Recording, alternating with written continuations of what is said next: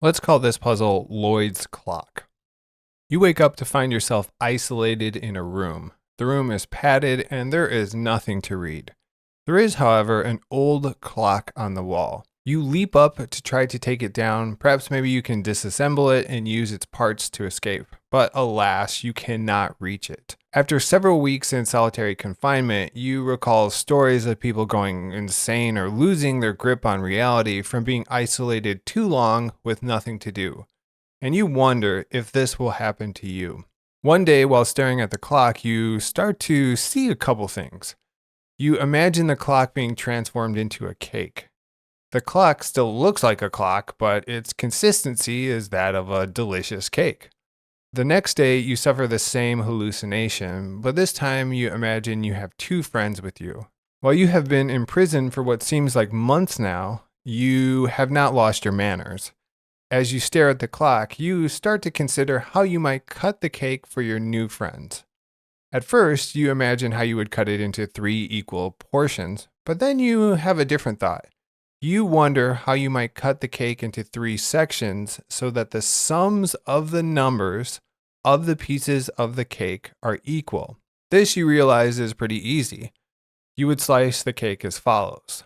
The first piece contains the 11, the 12, the 1, and the 2, and this would equal 26. The second piece would contain the 9, the 10, the 3, and the 4, and this also would equal 26.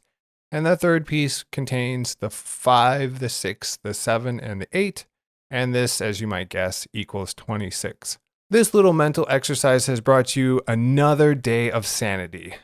Maybe if you can hold out one more day, your jailers will come to the conclusion that they have wrongly imprisoned you and they'll set you free.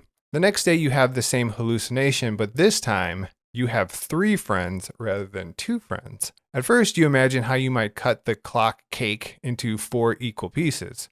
This is, of course, pretty simple. You just cut it in fourths. But then you consider whether it's possible to divide the cake into 4 sections so that the sums of the numbers contained in the pieces of the cake are equal. You feel that if you can solve this problem, you can keep your sanity for just one more day, and perhaps tomorrow you will be set free.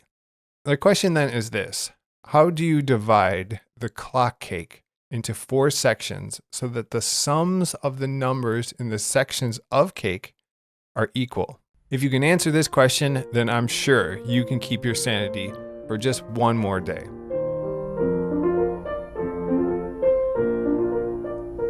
My grandfather's clock was too large for the shelf, so it stood 90 years on the floor. It was taller by half than the old man himself, though it weighed not a pennyweight more.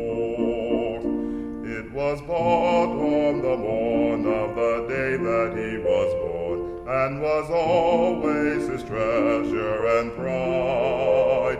But it stopped short, never to go again when the old man died. 90 years without slumbering, tick, tick, tick, tick. His life seconds numbering, tick, tick, tick, tick. It stopped short, never to go again when the